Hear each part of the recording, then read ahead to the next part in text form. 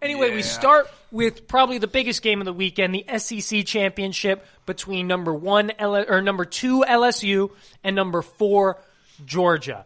Obviously, if Georgia wins, they're in the playoff. If they lose, more than likely get knocked out, barring any extreme stuff going on the other championship games. But what do you expect to happen in this one, bud? Well, my biggest concern is DeAndre Swift's health, right? He hurt his shoulder on Saturday. Looks like he's going to be good to go, but really how good is he going to be in that game? How trustworthy? If he falls on it funny, which they said is what he did to re-aggravate it last week. What if he does it again with that? That LSU defense pretty good. They're going to be bringing the big hits. And then that freaking idiot wide receiver Pickens punching that dude in the face. Now he's suspended for the first half of the Georgia LSU game. Like, you can't put your team in that position. This offense is already struggling, so you're basically relying on a perfect game to come out of Jake Fromm, which probably won't happen in order to keep up with a team like LSU and Joe Burrows, who are they're just lighting it up right now. They're just good in every aspect of the game, and you can't shoot yourselves in the foot with losing your best wide receiver, for the first half of the game, and then their other wide receiver had ankle surgery on Friday, so he's definitely not going to be playing. So I don't know. I just don't see Georgia keeping up with that LSU team. Yeah, I'm on the same page as you there, so I won't beat a dead horse and just be redundant, but I don't think Georgia has the firepower to keep up with LSU. Now, LSU can be had defensively, but like you said, they're missing who was the guy for the first half of the game? Pickens For the first game. You got someone else who's injured. And even with those guys, I don't know if you can keep up with Joe Burrows and that LSU offense. That's your two best players right there. DeAndre Swift's one of the best running backs in the country. It's easy to think Georgia might have a shot because they just scored 52 on Georgia Tech, but that's Georgia Tech. So I expect LSU to win this fairly comfortably, maintain that number 2 position, and knock Georgia out of the playoff. Now, what that would do then, obviously, is open up that number 4 spot for a couple other teams that have potential to get there. 2 of those teams are Oklahoma and Baylor, who face off. Well, I guess Baylor doesn't really have, or they're a one-loss team? Yeah, they have a chance. Yeah, they have a chance. Yeah, so I misspoke a little bit there, but Oklahoma faces off against Baylor in the Big 12 championship.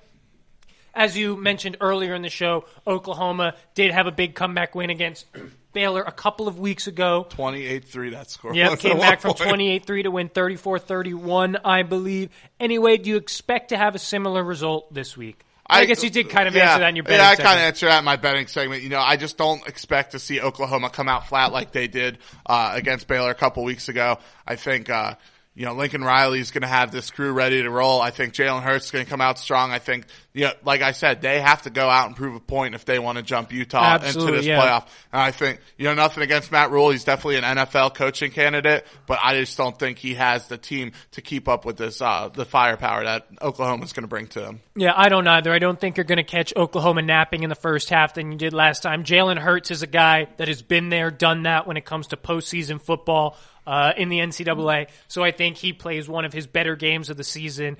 They win against Baylor. You said you liked the line at -8. I think I like that line as well. But yeah, Oklahoma needs to score some style points here because right now they are ranked behind Utah, who gets Oregon in the Pac-12 championship. Utah's a 1-loss team, Oregon a 2-loss team, so their playoff hopes are basically gone. Or really, they are gone. They look like they're 14th. Yeah, they look like they're a lock for the Rose Bowl. What do you think happens here? Is Utah going to win this one, or is Oregon going to pull the upset and ruin their playoff hopes? Well, yeah, you're kind of looking at will Oregon ever show up in a big game like this? Will Justin Herbert ever show up? I think they might give him a run for their money. Like I said, I kind of like him at +6.5. I may eventually shy away from that. You're borderline there with that team. You look at Utah, they're top 5 in offensive and defensive efficiency, so they're a very well-rounded team. Obviously, no one really gives them the credit, including myself, really, because they're Utah. You know what I mean? And for me, another point is you kind of want to see if Justin Herbert could maybe shatter some dreams. Again, try to bump up his draft stock. And, he's projected to go first round, but he could make it go higher if he comes in, beats a Utah team that's pretty good. But I just don't see it. Yeah, I think when you just look at the numbers, it's easy to say that Utah has a distinct advantage here and they should roll over Oregon pretty handily. But you have to look at the resume that these teams have. Utah has Obviously, they have one loss, and that's a loss to USC, who, let's be honest, is not a great team. They had a big injury. I don't know if it was their Utah's quarterback that got injured that game. They had an injury that game, though. Okay. I can't remember what it was. But still, that's the one loss, so not right. a great loss. And then, really, their big win on the season is against Arizona State, who was ranked 17th at the time, but now they're 7-5 and unranked. So Utah really hasn't been tested by anyone this season. And I know Oregon has 2 losses. They lost to ASU as well as Auburn, obviously, early in the season. But I do kind of believe that Justin Herbert might have a game. Like you said, he's going to try and prove that he's worth some high draft capital. And really, people think that Utah's the team with a super dominant defense. And yeah, they've been great. But over that 9-game winning streak between the Auburn loss and the ASU loss, that Oregon defense was legit as almost any other in the country. They were playing lights out. And really, they've just had 2 really weak performances this season. So I actually kind of lean towards Oregon in the upset here.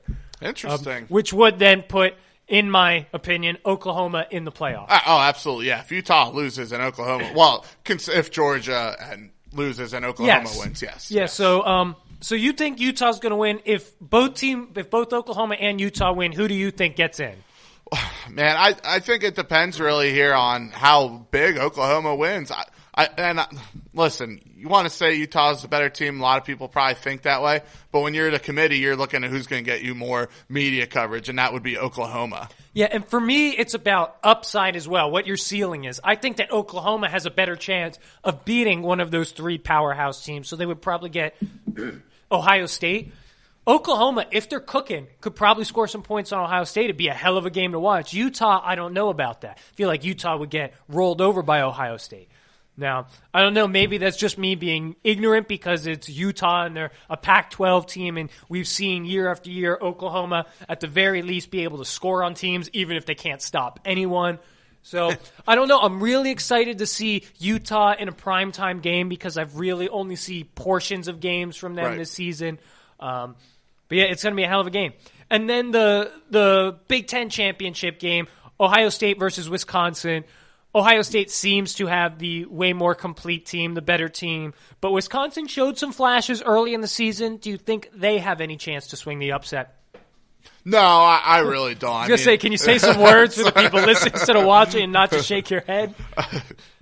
Asterisk shakes head. Yes. We'll have to put that in the podcast description. At 1 hour and 7 minutes, the 5 seconds of silence is Storm shaking his head side to side.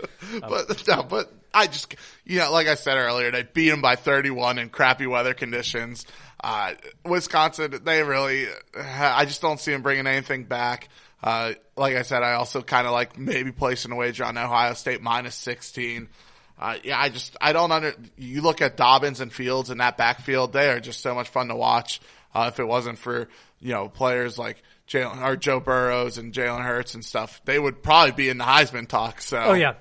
Yeah, I don't see Wisconsin having much of a chance here. Yeah, there's not much to say here. Wisconsin showed that they're kind of a ground and pound team that focuses on beating teams defensively and then just running the ball 30 times with Jonathan Taylor. You're not going to be able to play that type of game against Ohio State, as we saw in the ass whooping that they delivered to the Badgers earlier in the season. Not much to say here. Ohio State's the number 1 team in the country for a reason, and they will show it once again in the Big Ten championship. Oh, yeah. I don't see them letting their foot off the gas. And like I said, my buddy Jason thinks there's a chance they might rest some of these guys going into that second half. So we will see.